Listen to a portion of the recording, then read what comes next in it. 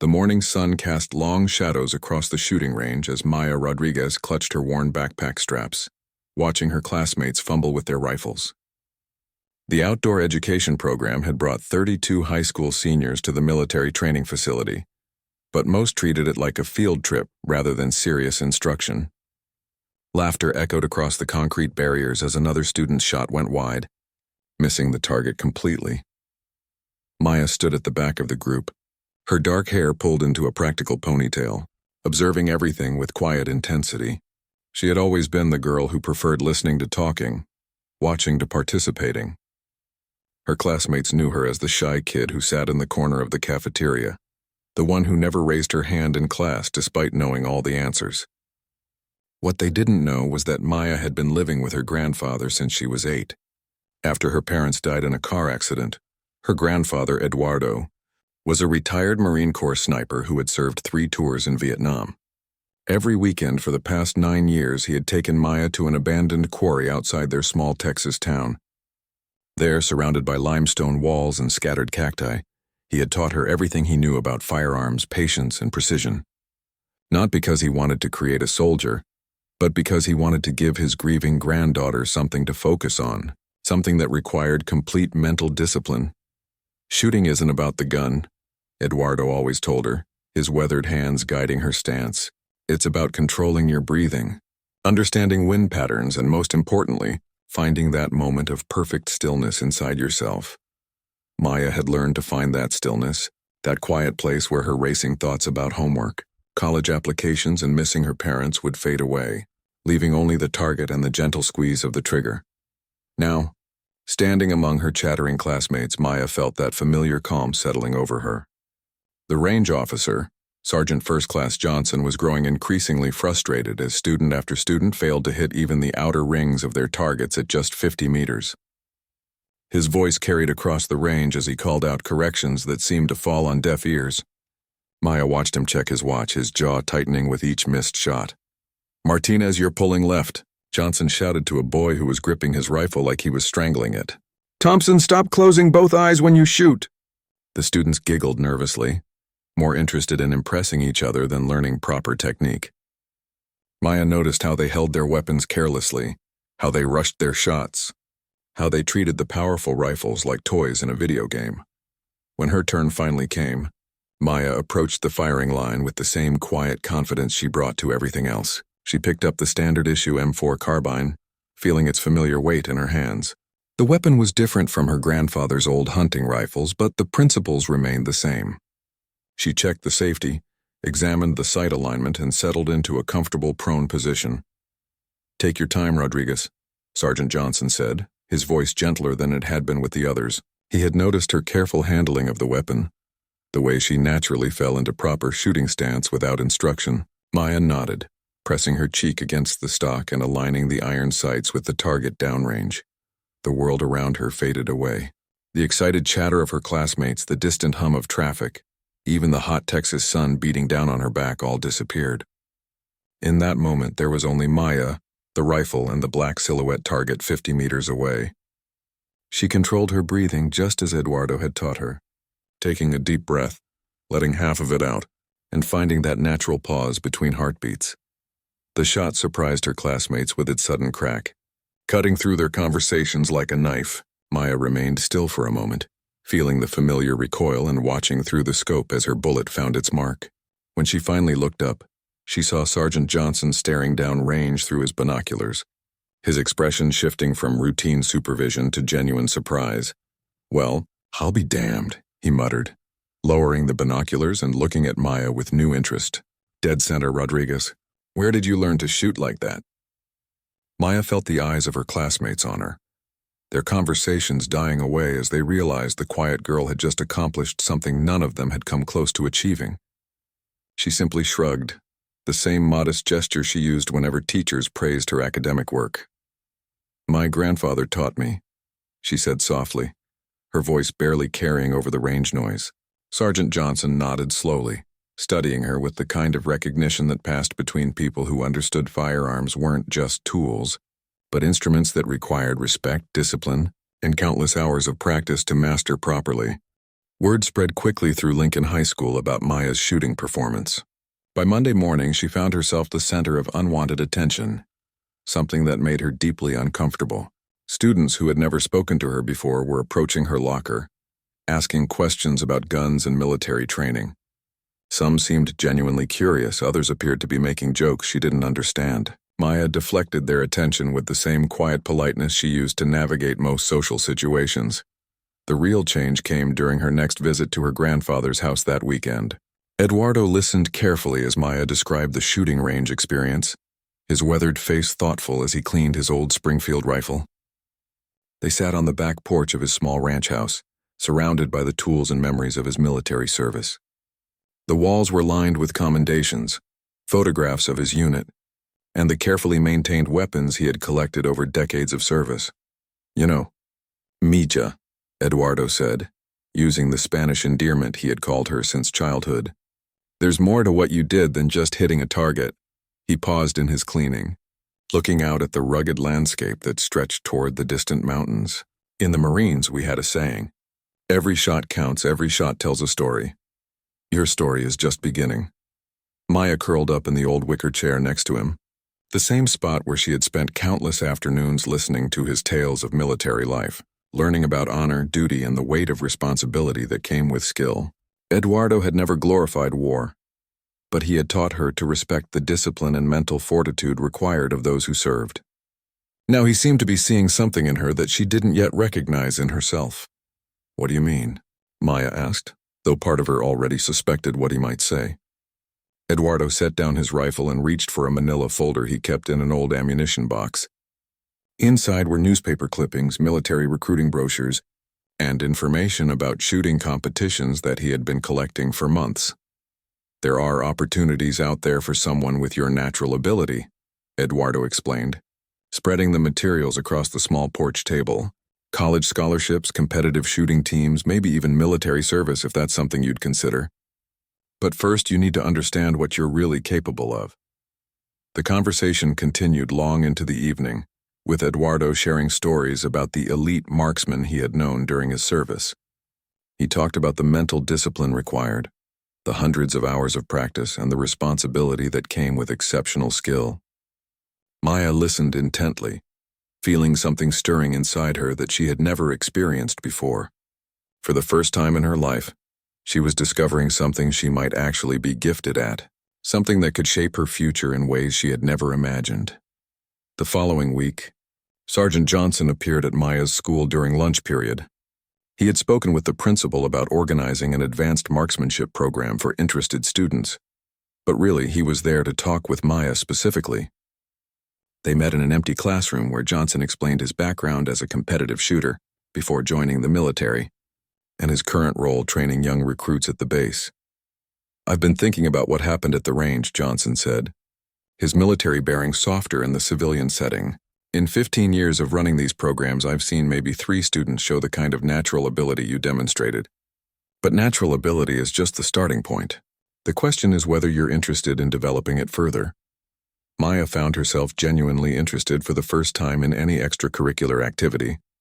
Johnson explained the various shooting disciplines, from precision rifle competitions to Olympic-style target shooting. He talked about college programs that offered full scholarships to competitive marksmen, and military academies that actively recruited elite shooters. The world he described was completely different from anything Maya had ever considered for her future. "There's a regional competition coming up in 6 weeks," Johnson continued, pulling out entry forms and competition information. "It's designed for junior shooters, and there are scouts from several universities who attend looking for potential recruits. I'd like to sponsor your entry, help you prepare, and see what you can really do with proper coaching and equipment." Maya felt her heart racing in a way that had nothing to do with nervousness and everything to do with excitement. She thought about her grandfather's words, about stories and opportunities, about the quiet confidence she felt every time she held a rifle. For the first time since her parents' death, she was looking forward to something, seeing a path that felt uniquely her own. When she shared Johnson's proposal with Eduardo that evening, his reaction surprised her. Instead of the enthusiastic support she expected, he grew quiet and thoughtful, his expression serious as he considered what competitive shooting might mean for his granddaughter's future. Maya realized that for Eduardo, her shooting ability wasn't just a hobby or even a potential career path. It was something much more personal, a connection between them that had helped heal the wounds left by tremendous loss. Training for the regional competition transformed Maya's daily routine completely. Every afternoon after school, she met Sergeant Johnson at the military base range, where he introduced her to equipment and techniques far beyond anything she had learned with her grandfather. The precision rifles used in competitive shooting were marvels of engineering, with adjustable stocks, specialized scopes, and triggers calibrated to release with the slightest pressure. "Forget everything you think you know about shooting," Johnson told her during their first official training session. "Competitive marksmanship is a completely different discipline. It's about consistency, repeatability, and pushing the limits of human precision." He showed her how to read wind flags, how to calculate ballistic coefficients, and how to maintain perfect form through long shooting strings that lasted for hours. Maya discovered that her natural ability was just the foundation for a much more complex skill set. Competitive shooting required her to understand meteorology, physics, and psychology in ways she had never considered. She learned about minute of angle calculations, atmospheric pressure effects on bullet trajectory, and the mental techniques used by Olympic athletes to maintain focus under pressure. The most challenging aspect wasn't the technical knowledge, but the mental game. During practice sessions, Johnson would deliberately create distractions, playing loud music, having conversations nearby, or changing environmental conditions to simulate competition stress. Maya had to learn to find her center of calm not just in the quiet of her grandfather's quarry, but in the chaos of active competition environments. "Your grandfather taught you to shoot," Johnson observed after a particularly difficult practice session. "Now I'm teaching you to compete. There's a difference between hitting a target when you're alone and relaxed, and hitting that same target when there are 50 people watching, when your heart is racing, and when everything depends on that one shot." Maya's classmates began to notice the changes in her behavior and appearance. She arrived at school earlier to complete homework, having spent her afternoons at the range instead of studying.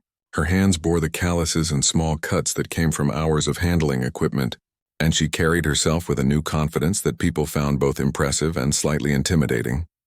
Some of her teachers worried about her sudden obsession with shooting sports, not understanding the discipline and mental focus required for competitive marksmanship.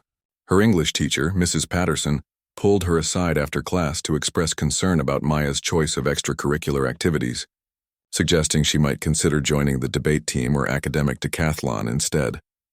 "I appreciate your concern," Maya replied with a politeness that masked her growing frustration, "but this is something I'm genuinely passionate about.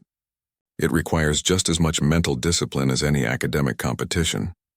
She was learning to advocate for herself in ways that the old Maya never would have attempted, finding her voice through the confidence that came with discovering her unique talent. The relationship with her grandfather became more complex during this period.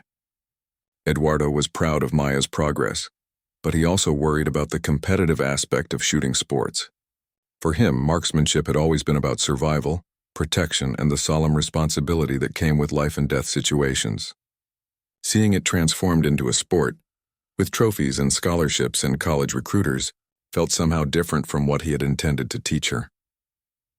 "Competition changes things," Eduardo warned her one evening as they sat on his porch, watching the sunset paint the desert landscape in brilliant oranges and purples. "When there are prizes involved, when people are watching and judging, it becomes about more than just the shooting. You have to be careful not to lose the peace and focus that brought you to this in the first place." Maya understood his concerns, but she also felt something awakening in her that had been dormant since her parents' deaths. For years she had moved through life like a ghost, completing assignments, attending classes, and existing without really living. Now, for the first time, she had found something that made her feel alive, something that challenged her mind and body in ways that nothing else had. The week before the competition, Johnson arranged for Maya to train with the base's elite marksmanship unit, soldiers who competed at national and international levels. These men and women treated shooting with the kind of reverence usually reserved for religious ceremonies, understanding that their skills represented years of dedicated practice and mental development. Working alongside these elite marksmen gave Maya her first real glimpse of what she might be capable of achieving. They coached her on advanced techniques, shared mental preparation strategies, and helped her understand that competitive shooting was as much about controlling her mind as controlling her rifle. When the training week ended, Maya felt ready for something she had never imagined possible, ready to test herself against competitors from across the region. The South Texas Regional Marksmanship Competition took place at a sprawling facility outside San Antonio, with ranges designed for every type of precision shooting imaginable. Maya arrived with Sergeant Johnson at dawn, 2 hours before her scheduled competition time, carrying the custom rifle case that had become her most prized possession. The morning air was crisp and still, perfect conditions for long-range shooting. Walking through the competitor registration area, Maya felt overwhelmed by the sheer scale of the event. Hundreds of shooters from across Texas, New Mexico, and Oklahoma had gathered, ranging from middle school students to senior citizens who had been competing for decades. Their equipment was impressive: custom rifles that cost more than most people's cars, specialized shooting jackets, and accessories that Maya had only read about in magazines. "Don't let the equipment intimidate you," Johnson reminded her as they found their assigned bench on Range 7. "At the end of the day, it's about fundamentals: breathing, sight alignment, trigger control, and mental focus. Everything else is just decoration." Maya nodded, but she couldn't help feeling like an outsider among competitors who clearly had access to resources and training opportunities. She could barely imagine her grandfather had driven down from their hometown to watch, something that surprised Maya since Eduardo rarely left his ranch for any reason. She spotted him in the spectator area, wearing his old Marine dress blues with his service ribbons and decorations. The sight of him there supporting her in this new endeavor gave Maya a confidence boost she hadn't expected to need.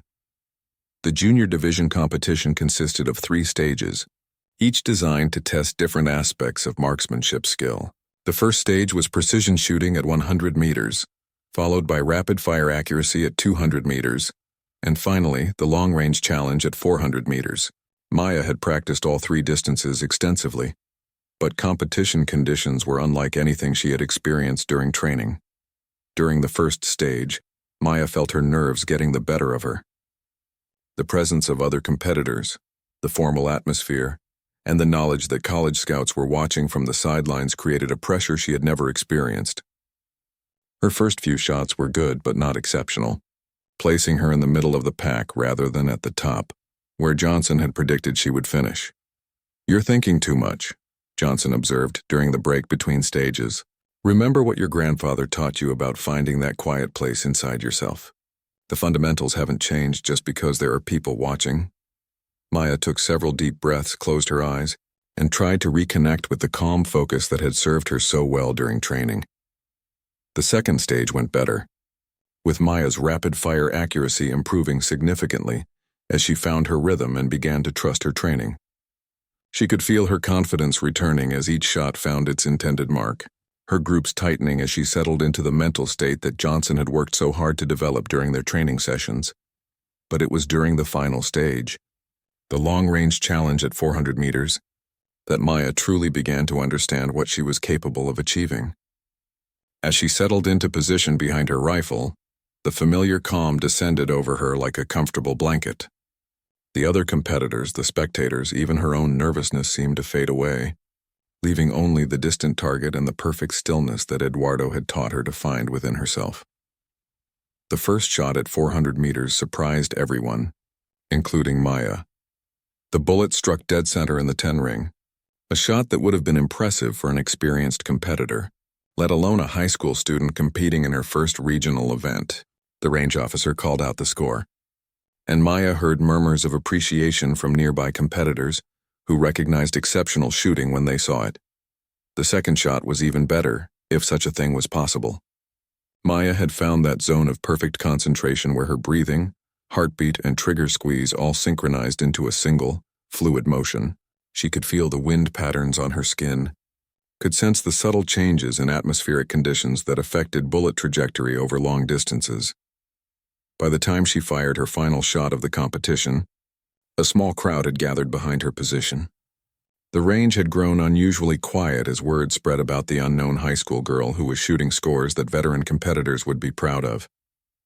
When the final target was scored and the results posted, Maya found herself not just winning the junior division, but placing third overall among all competitors regardless of age or experience level. The victory ceremony felt surreal to Maya. Standing on the podium while her grandfather watched from the audience, his weathered face showing pride that went far beyond simple satisfaction with her performance. College recruiters approached her immediately after the ceremony, offering scholarships and opportunities that just 6 weeks earlier would have seemed like impossible dreams. The months following Maya's regional competition victory brought changes she never could have anticipated. College recruiters from across the country began calling, offering full scholarships to prestigious universities with competitive shooting programs.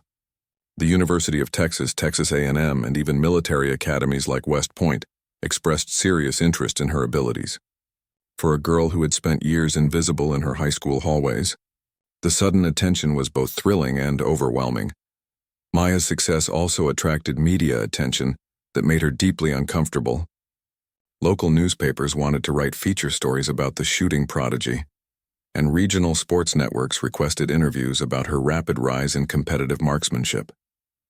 Maya declined most of these requests, preferring to let her performance speak for itself, rather than becoming a public figure or spokesperson for the sport. The most significant change came in her relationship with her classmates and teachers.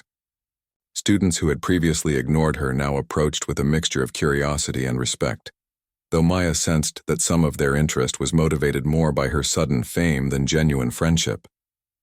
Teachers began to see her differently too, recognizing that her quiet demeanor masked an exceptional level of mental discipline and focus. Her English teacher, Mrs. Patterson, who had previously worried about Maya's involvement in shooting sports, apologized for her earlier concerns and asked Maya to write about her experiences for the school literary magazine. "I realize now that I didn't understand what competitive marksmanship really involves," Patterson admitted. "The level of mental discipline you've developed is exactly what we try to teach through academic pursuits." Maya's training intensified as she prepared for the state championship competition. Sergeant Johnson arranged for her to work with a professional shooting coach, a former Olympic competitor, who helped refine her technique and mental preparation strategies. The advanced training revealed aspects of marksmanship that Maya had never considered, from the physics of ballistics to the psychology of peak performance. "Natural talent brought you this far," her new coach, Sarah Mitchell, explained during one of their sessions. "But competing at the national level requires more than talent. It requires the ability to perform perfectly under pressure, to maintain focus when everything around you is chaos, and to trust your training even when doubt creeps into your mind." The coaching sessions were unlike anything Maya had experienced. Mitchell introduced her to visualization techniques used by professional athletes, breathing exercises borrowed from meditation practices, and mental preparation routines that helped her maintain consistency, regardless of external conditions. Maya learned to shoot in wind, rain, and extreme temperatures, developing the adaptability that separated elite competitors from merely skilled shooters. During this period, Maya's relationship with her grandfather deepened in unexpected ways. Eduardo began sharing stories about his military service that he had never told before, experiences that helped Maya understand the deeper significance of marksmanship beyond competition. He talked about the responsibility that came with exceptional skill, the ethical considerations that every marksman must face, and the importance of never forgetting that shooting sports at their core were derived from military and hunting traditions. "Winning competitions is satisfying," Eduardo told her one evening as they cleaned rifles together on his back porch. "But the real value of what you're learning goes much deeper. You're developing discipline, mental toughness, and the ability to perform under pressure. These qualities will serve you well regardless of what path you choose in life." Maya found herself thinking about her future in ways she never had before. The scholarship offers provided opportunities to attend universities she had never dreamed of affording, to study subjects that interested her while continuing to develop her shooting skills. Some colleges offered dual programs that would allow her to pursue both academic interests and competitive shooting, while military academies presented the possibility of combining her marksmanship abilities with service to her country. The pressure of making these decisions weighed heavily on Maya, particularly because she knew that her choices would affect not just her own future, but her relationship with her grandfather. Eduardo had raised her since childhood, and the thought of leaving him to attend college far from home created emotional conflicts that were difficult to resolve. As the state championship approached, Maya realized that this competition would be more than just another test of her shooting abilities. It would be a statement about who she was becoming, what she valued, and how she wanted to use the exceptional gifts she had discovered within herself.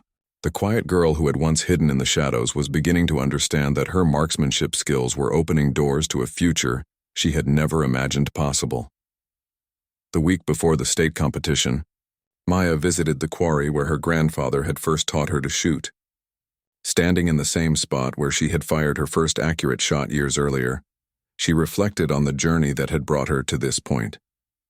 The scared, grieving 8-year-old girl who had found solace in the discipline of marksmanship was evolving into a confident young woman with opportunities and responsibilities she was only beginning to understand. The Texas State Marksmanship Championship took place at a premier shooting facility outside Dallas, attracting the best competitive shooters from across the state. Maya arrived knowing that this competition would determine not just her state ranking, but potentially her future opportunities at the national level. College scouts, military recruiters, and Olympic development coaches had all confirmed their attendance, making this the most important shooting event of Maya's life. The competition format was more challenging than anything Maya had previously faced. Instead of the familiar 3-stage format, the state championship required competitors to demonstrate proficiency across 5 different disciplines over 2 days. Precision shooting, rapid fire, long-range accuracy, moving targets, and a final challenge stage that wouldn't be revealed until the day of competition. Maya felt ready, but she also understood that readiness and performance under extreme pressure were 2 entirely different things. Her grandfather made the trip to Dallas, accompanied by Sergeant Johnson and several members of his military unit, who had become invested in Maya's success. Seeing them in the spectator area gave Maya confidence, but it also reminded her of the weight of expectations that now surrounded every shot she fired.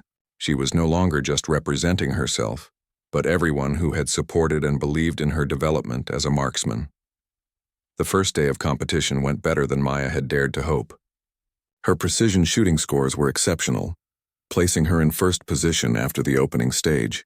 The rapid-fire accuracy challenge, which had troubled her during early training, felt natural and controlled. Maya had learned to trust her instincts and training, allowing her muscle memory to guide her performance rather than overthinking each shot. The long-range accuracy stage at 600 meters presented conditions that tested every aspect of Maya's training. Wind gusts made target acquisition difficult, and the afternoon heat created atmospheric disturbances that affected bullet trajectory. Maya drew upon everything Sarah Mitchell had taught her about environmental factors, making subtle adjustments to her aim point and firing timing that demonstrated a sophisticated understanding of external ballistics. When the first day concluded, Maya found herself in second place overall, just 3 points behind the defending state champion, a college sophomore who had been competing at the national level for 4 years. The margin was so small that the final day's competition would essentially be a head-to-head battle between Maya and her more experienced opponent. The moving target stage on the second day proved to be Maya's strongest performance of the entire competition. The discipline required tracking and engaging targets that appeared at random intervals, demanding the kind of reactive shooting skills that came naturally to someone trained in the practical traditions her grandfather had emphasized. Maya's scores in this stage were not just competitive, they were exceptional, moving her into first place heading into the final challenge. The mystery final stage was revealed to be a simulation of extreme long-range shooting, with targets placed at distances up to 1,000 meters under challenging environmental conditions. Competitors had to demonstrate not just marksmanship ability, but knowledge of ballistics, weather reading, and equipment management. Maya realized that this stage would test everything she had learned, from her grandfather's practical wisdom to the advanced technical training she had received from professional coaches. As Maya settled into position for her final series of shots, she experienced a moment of perfect clarity that seemed to connect every aspect of her marksmanship journey. She could feel Eduardo's presence in her shooting stance, Johnson's technical instruction in her sight alignment, and Mitchell's mental preparation techniques in her breathing control. The thousands of hours of practice, the emotional healing that had come through disciplined focus, and the confidence she had developed through competition all converged in this single moment. The shots that followed were the best of Maya's competitive career. Each bullet found its intended mark with precision that impressed even veteran competitors who had seen exceptional shooting throughout their careers. When the final scores were calculated, Maya had not just won the state championship, she had set new records in 3 of the 5 competition stages. The victory ceremony felt different from her first regional competition. Maya accepted her awards with a quiet confidence that reflected her growth as both a competitor and a person. The scholarship offers that followed were more generous than anything she had previously received, including a full ride to attend the University of Texas with their elite shooting program, and an invitation to try out for the U.S. National Development Team. Standing on the podium, holding her state championship trophy, Maya caught sight of her grandfather in the audience. Eduardo's expression showed pride, but also something deeper, a recognition that the girl he had helped heal through marksmanship had grown into a young woman capable of achieving things he had never imagined. Maya realized that her journey in competitive shooting was just beginning, but she also understood that the most important lessons had already been learned in the quiet moments at her grandfather's quarry, where a grieving child had first discovered the peace and focus that would shape her future. The drive home from Dallas was filled with conversations about college choices, training opportunities, and the possibility of competing at the national and international levels. Maya listened to the advice and suggestions, but she also found herself thinking about the quarry where it all began, and the grandfather whose patient teaching had given her much more than marksmanship skills. As they passed familiar landmarks on the highway home, Maya knew that whatever path she chose, it would always be grounded in the values and discipline that Eduardo had taught her during those quiet afternoons in the Texas desert.